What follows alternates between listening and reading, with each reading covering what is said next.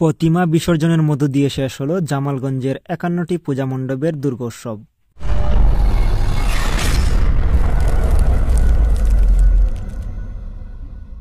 সুনামগঞ্জের জামালগঞ্জ উপজেলায় প্রতিমা বিসর্জনের মধ্য দিয়ে শেষ হলো হিন্দু ধর্মাবলম্বীদের প্রথম ধর্মীয় উৎসব শারদীয় দুর্গাপূজা। এবছর উপজেলার মোট ৫১টি পূজা মণ্ডপে শান্তিপূর্ণভাবে শারদীয় দুর্গোৎসব অনুষ্ঠিত হয়েছে। বৃহস্পতিবার ২ অক্টোবর সকাল থেকে বিকেল পর্যন্ত উপজেলা সদর সহ বিভিন্ন ইউনিয়নের নদীতে উৎসবমুখর পরিবেশে প্রতিমা বিসর্জন দেওয়া হয়। বিসর্জনকে ঘিরে পূজা মণ্ডপগুলিতে ছিল ব্যাপক আনন্দ উল্লাস ও ভক্তদের ভিড়।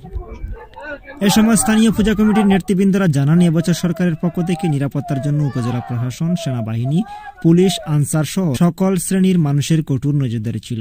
ফলে পূজার সব কার্যক্রম নির্বিঘ্নে সম্পন্ন হয়েছে। কোনো ধরনের অপ্রীতিকর ঘটনা ঘটেনি।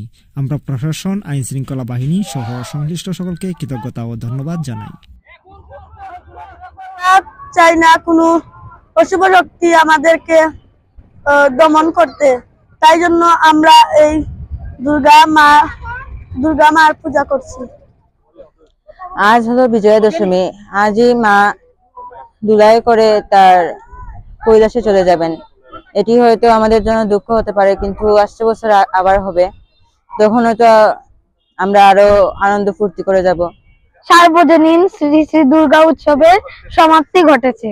এই সমাপ্তি আমাদের জন্য একটা দুঃখের সৃষ্টি করেছে। এই দুঃখ এই সারা বছরের অপেক্ষা শেষে মা আসেন আমাদের ঘরে। এই ঘরে থেকে মা আবার চলে যান তার নিজ গৃহে। এই দশমীতে অনুষ্ঠিত হয়েছে এবং সেই সাথে বিজয়া দশমী উদযাপন করছি। আমরা দেখতে পাচ্ছি জামালগঞ্জ সদর সার্বজনীন দুর্গা মন্দির হইতে আমরা প্রতিমা বিসর্জনের উদ্দেশ্যে রওনা দিব। আমরা সবার মঙ্গল কামনায় জামালগঞ্জ সার্বজনীন দুর্গা মন্দির পত্রিকায় দিত আজকের এই বিজয়া দশমীতে এই কামনা। পূজা খুবই সুন্দর হয়েছে। আমরা এখন মূর্তি বিসর্জন দেব। অন্যের চেয়েও এবার খুবই ভালো হয়েছে।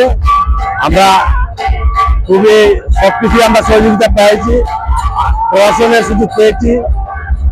খুব সুখে শান্তি আনন্দ উৎসবের মধ্যে আমরা দুর্গাপূজা উদযাপন করেছি এবং আমরা সবাই আনন্দিত হয়েছি।